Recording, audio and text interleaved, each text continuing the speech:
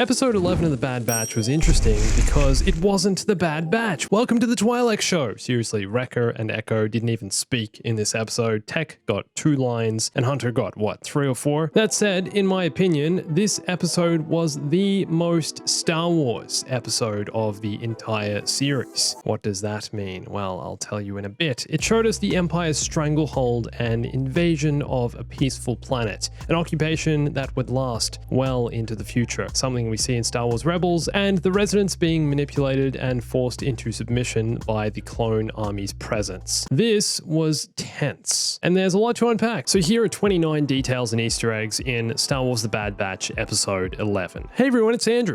The episode is titled Devil's Deal, which refers to the Twi'leks being forced to accept the Empire's presence on their planet and making a non-negotiable deal, allowing the Empire to set up a mining facility. Making a deal with the Empire is like making a deal with the devil. They had no choice. If they go with the deal, people will suffer. If they speak out against it, they'll probably be arrested and killed. So this week's episode takes place on the planet Ryloth, the homeworld of the Twi'leks, and a world we've visited multiple times in both Clone Wars and Star Wars Rebels. Ryloth was first seen in the Clone Wars Season 1 episode Jedi Crash and was a prominent battleground during the Clone Wars, which is referenced in this episode. There was a big conflict here. I'll get into that in a bit. Also, the city we see here is known as Lesu, and this was also first seen in the Clone Wars Season 1, this time in the episode Storm over Ryloth. So here on Ryloth, we're seeing the aftermath of the Clone Wars and the beginnings of Imperial occupation. Similarly to what we saw on Raxus, in the last episode, the Empire are making Ryloth's leaders and senators convince the public that the Empire's presence is a good thing. Admiral Rampart is back as well, and he's overseeing the operation, and man, was he silently manipulative and a little creepy in this episode. Just like a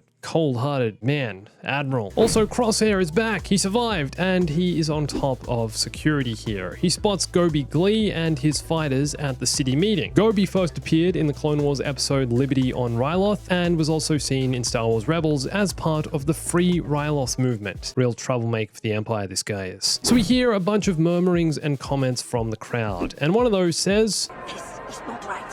What has Tar done?" What has Tar done? They're talking about this big guy here, Orn Free Tar, who first appeared in The Phantom Menace along with Attack of the Clones, Revenge of the Sith, and a heap of Clone Wars episodes. He appears in the Senate representing Ryloth and the Twi'leks. Sometimes he also chills with Palpatine, just hanging out. Bail Organa's thrown in the mix there as well somewhere. As you can possibly tell by his physical appearance, Tar loved living a lavish lifestyle on Coruscant, amassing riches and acting in really only his own interest. He was a pretty selfish kind of guy. He was also tremendously corrupt, part of the reason why he was hated on Ryloth, which we see in this episode. Anyway, more on him soon and what happens to him. His fate has been sealed, my friends. For the first time in The Bad Batch, we're also reintroduced to the Syndulla family. This is Cham Syndulla, otherwise known as the Hammer of Ryloth, freedom fighter, political revolutionary, and the Twi'lek who fought the droid invasion alongside Jedi Masters Imagundi and Mace Windu, eventually liberating Ryloth from the Separatists. Real war hero, this guy. In Star Wars Rebels, Cham goes on to form the Free Ryloth movement to fight back against the Imperial occupation, which we're seeing the beginnings of right here in The Bad Batch. Also, he's the father of Hera Syndulla, which I don't know if you picked that up, obviously. That's the deal here, and we're going to meet her in just a sec. And this is his wife, Eleni Syndulla, who we're actually meeting for the first time. She hasn't appeared before, but she's referenced in Star Wars Rebels, and we see a mosaic image of her in the Rebels episode Hera's Heroes. Now, this clone here you might have thought looked familiar. Well, you'd be right, because he's a Jango Fett clone. Now, like all the others, but no, this is actually a new character, Captain Howzer. You get the feeling he's been stationed here on Ryloth for quite some time and has seen some action. You probably notice a scar on his cheek. He also seems to respect Cham. The two of them likely fought alongside one another during the Clone Wars, and although the Empire has begun their occupation of Ryloth, with Howzer in charge of the Empire's clones, he has empathy for Cham and even talks about being in a tough spot, that things are a bit tense right now. He also seems to have more free will than other clones, unless his inhibitor chip programming is wearing off. Throughout the episode, he seems to be questioning the Empire's decisions, even if he still follows their orders. For now, anyway. So Tar speaks before the Twi'leks and asks them to step down from their military posts and enjoy hard-fought freedom. They no longer need to fight because the Empire's clone army will protect and defend Ryloth. But Tar is hated by the public and is basically just the Empire's puppet. The people don't trust him, and why would they? I mean, look at him. Would you trust this man? No. So Cham speaks to the people and refers back to the Clone Wars, how the clone army came to their need when they were most desperate, and now we should trust them more than ever. This is referring back to the Clone Wars when Jedi Master Imagundi and Captain Keeley fought the clone invasion while waiting for reinforcements to arrive, and died honorably doing so. For characters who only made an appearance in one episode, man was this emotional. And we also see the rest of the separatist settlement on Ryloth and their attacks, and how the Twi'leks fight them off alongside the clones in that story arc. So following the speech, Rampart turns to Eleni and says, "What a shame your daughter is not here to share in this." And she says, "Hera has other interests, Admiral." Which is funny because this, I think, is a subtle reference to her character arc in Star Wars Rebels and her commitment to the rebellion. She'd have no interest in watching her father give an insincere speech to the Twi'leks that the Empire's presence is a good thing. She'd hate this. And then we get to meet Hera. She's chilling on the hilltop with cheeky little Chopper, and just before we see her, we get to see through Chopper's rangefinder. And there's some Aurebesh writing in the viewer. This here in the top left says Wolf, and this is a reference to Dave Filoni, who provides the incomprehensible voice of Chopper.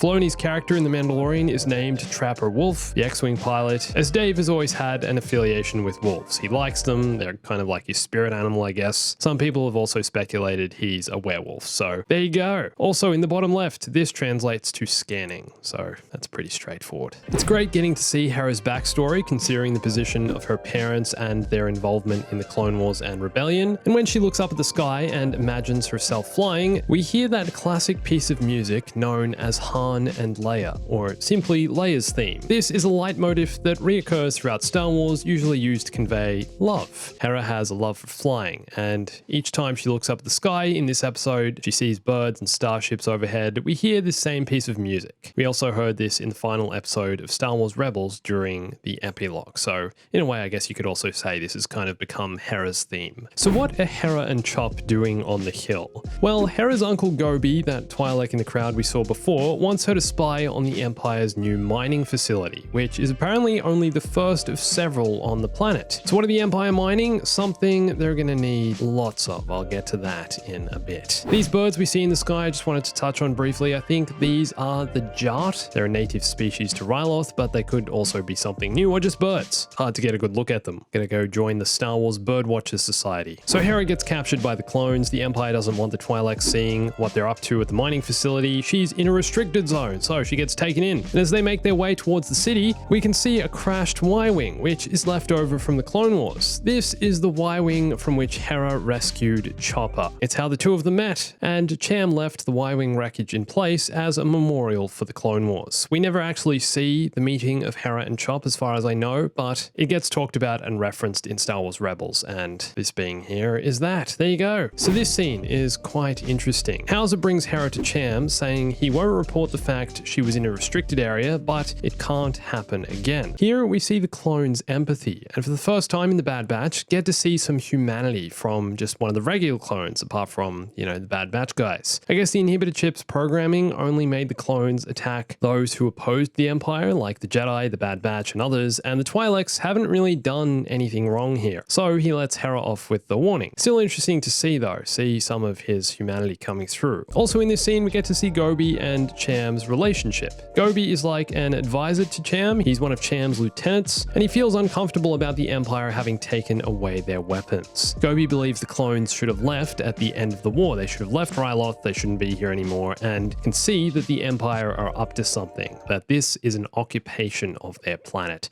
and is only going to lead to much darker days. In the next scene, we get a good look at Crosshair's wounds after being scorched by the Venator's engines on Braca. He doesn't look so bad, does he? Say he got off lightly based on his appearance a couple weeks ago. Looks a little older though. And then we get a scene between Hera and her father, which mirrors their relationship in Star Wars Rebels. Strained, frustrated, and rarely agreeing on the same thing. All Hera wants to do is fly and escape, and even she can see the Empire's presence as a bad thing, whereas her father is trying to be a bit more optimistic and see that the planet has just come off a war, and finally things are peaceful, even if it's not the peace they were hoping for. So as Cham and Eleni are taken on a tour of the new Imperial Refinery, Rampart mentions that the Empire are mining dunium. Dunium is a heavy metal primarily used for building starships. So why would the Empire want dunium? To build this. Yes, the Empire are beginning to set up dunium mines across the galaxy to get enough metal to build the Death Star. Dark, dark days ahead. Also, you might have noticed these turrets set up around the mine look pretty similar to those on the Death Star, right? The turbo lasers during the trench run. Also in this scene, Rampart talks about how it's the Empire's role to protect the interests of Ryloth, being very diplomatic and manipulative, and is trying to keep everyone happy while still getting his own way. So Gobi tricks Hera into coming on a mission to collect an illegal shipment of weapons, saying he was going to let her fly if she came, and this sets Hera on her path to joining the rebellion, because the events that follow determine her fate. If she didn't take this trip with Gobi here, it's very likely that her story could have ended up very differently. I'm sure she would have still been drawn to the rebellion at some point, and to flying, of course, but this changes everything. So as Gobi and Hera take off, Crosshair aims and fires a tracking beacon onto their ship, and this tracking beacon looks really similar to the one ObiWan used to track Jango Fett in Attack of the Clones. After the best fight scene in all of Star Wars. Gets kicked in the face, kicked in the chest. What happened? Everything happened.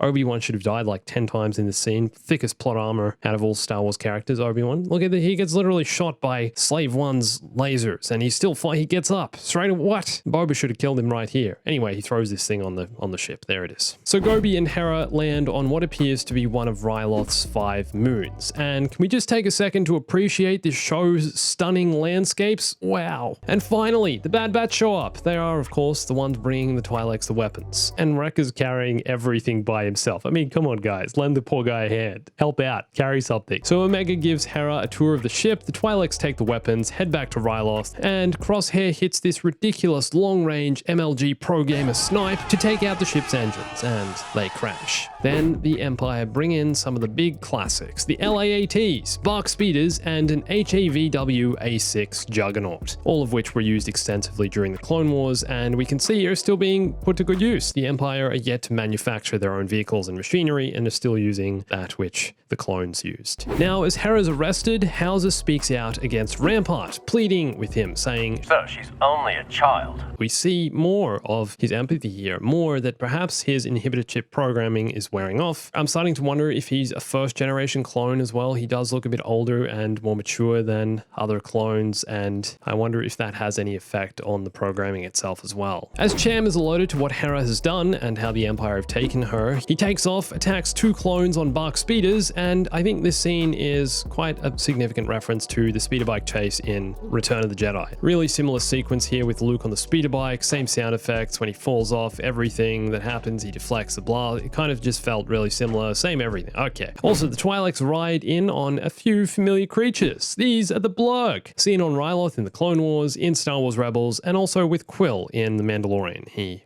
has them, he rides with the Mando, with Din Djarin on the Blurg. So the Twi'leks have come to save the day. They've come to save Hera. And I love how Chop just pulls up in a convertible. He's just like, yeah, here I am. And then Cham confronts Tar about putting greed and self-interests above Ryloth, and almost decides to kill him, which was his mistake, because the Empire have no more use for Tar. He's assassinated by Crosshair, and then Cham is arrested for the attempted assassination of Senator Tar and taken away as Hera rides off with Chopper, and hopefully it'll be up to the Bad Batch in the next episode to come to the rescue. But I'd love to know if you saw any details or Easter eggs in this episode that I might have missed. Please, if you did, let me know in the comments. And for more on the Bad Batch and Star Wars gaming, you can watch one of these videos here, and follow me on Instagram, Twitter, and join my Discord for everything else you need in your daily Star Wars routine. And thanks for watching this. My name's Andrew. I'll catch you soon. Stay bombastic.